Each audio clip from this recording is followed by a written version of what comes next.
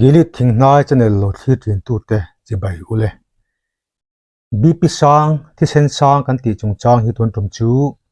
te ma zo han soi ila ama saberin thi sen sang hi anin heart attack kan ti te mi lung nat na te kal thalo te thi sen jam chatle middle na thlengin a thlen thei ti pot te ang ami piala ma hi anin ngai tu na fi ma ti boy theya ril ro ngai tu na ti jim theya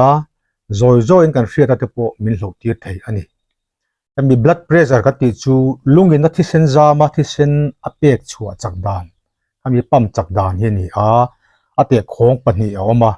achung lam pressure hi systolic pressure an ti anwai lam pressure hi diastolic pressure an ti thunga systolic pressure hi lunga tanga thi sen zam bang anek na dan ami pressure khani diastolic pressure kan ti hi lung ha chot lai hi ni achung lama 120 mmHg le anwai lama 80 mmHg apat ni za som ni chung lama anwai lama som riat hi anormal pa ngai kan ti khani achung lama za som li le anwai lama som kwa aya sang hi thisen sang kan ti en kol ngai ani mi hring hi kan kum upat ang zelin kan thi sen zam a fan theina atlen ve tiala hei hi anin thi sen sang chi khat a chung lam chau sang ang chi hi a thlen du thlen thin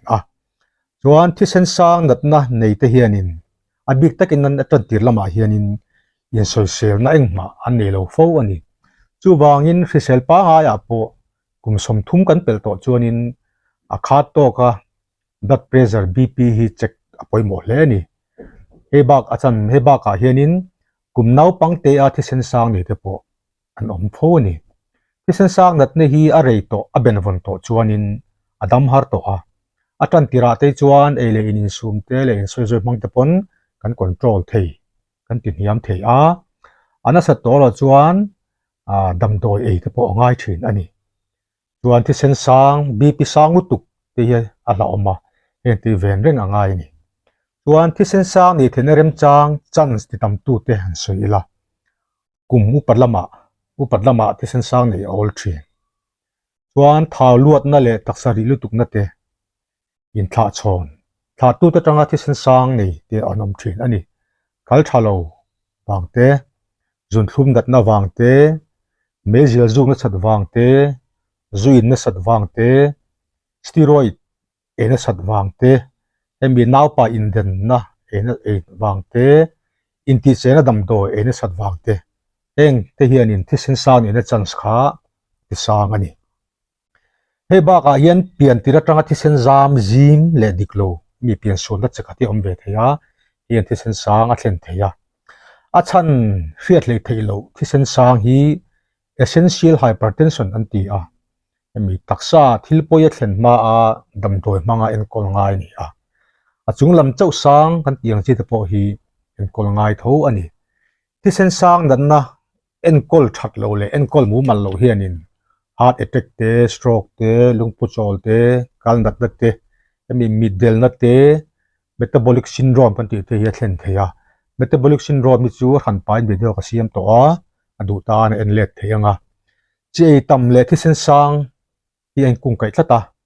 kan fiat lava chi kan ei te hi kan ngai to te langai boka heng kan ei le in te kan tui in chen na hian thi sen natural salt chi hi pa ya achi pai za te ro an ang lo mai ani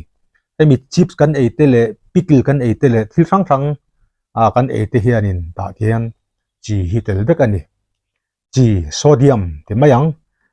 hei an soilok ila chi chu kan thwa mun tin mai kan thana te kan ei le in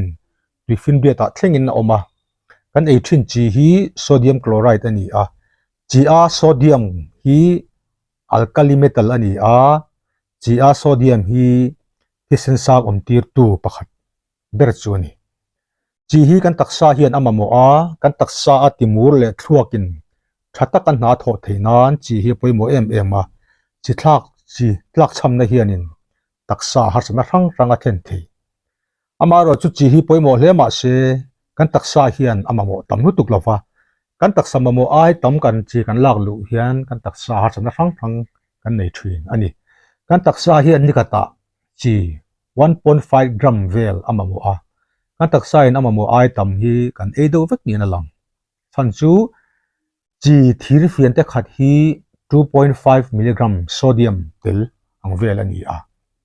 chi thir fian te chan ve hi 1.25 milligram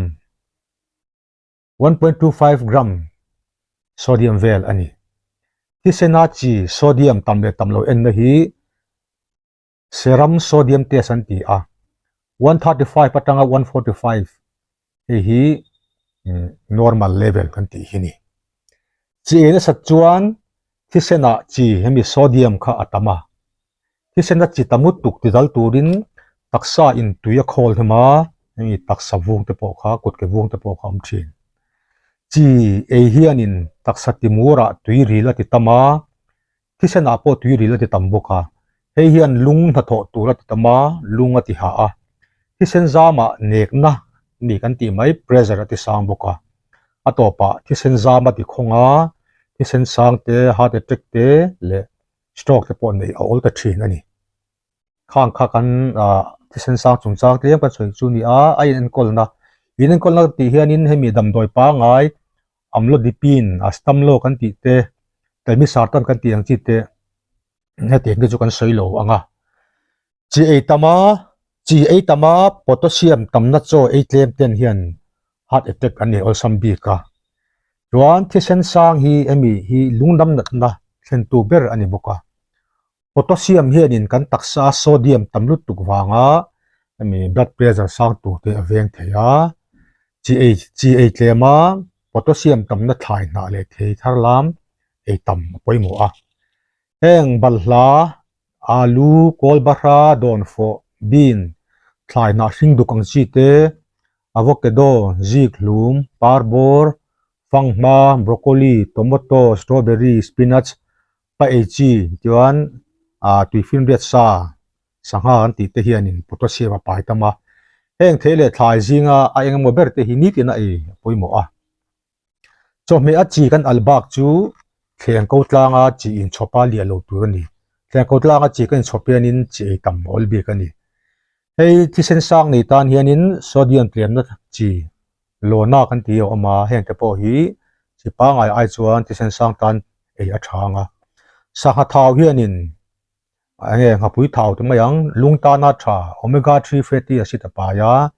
ente hi ei wa ra tha a purun wa ra tha a ami purun wara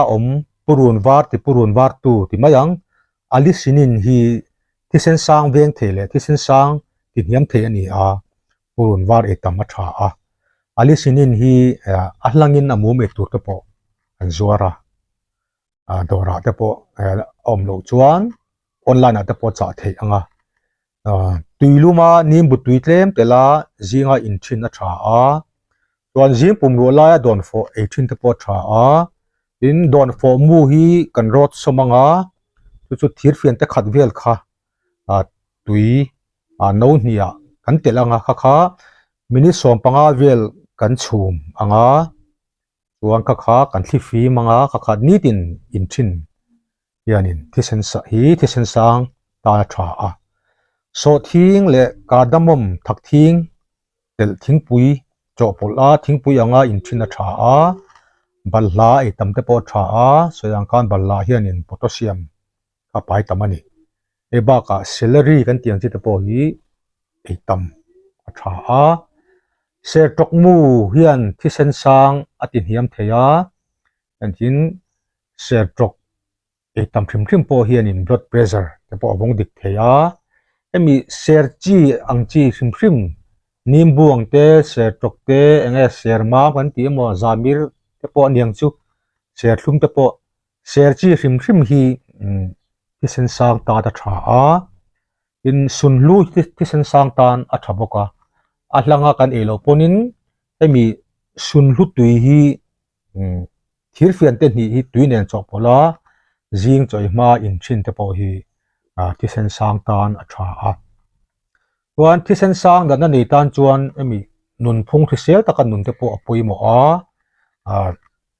zinga emo tlaya emo uak emo in soi soi te po a tha a tin che da kan soi ang kanin a thil al te thil mom te tiang te kha in sum a tha a thi sen sang nei tan chuan thil engma alu to kati lo tur ani ele ina te le thil danga po ni se hei hi thi sen sang la nei lo tan pon a tha tho a tianga kan nun phung hrisel ta kan nun hianin thi sen sang kan nei theina kha chance kha atlema in thi sen sang nei tan pon ami kan thi sen sang lu tuk tu te po kha aveng theini kha thi sen sang hypertension kan ti mai chung chang kan soi thei kem chu ni te se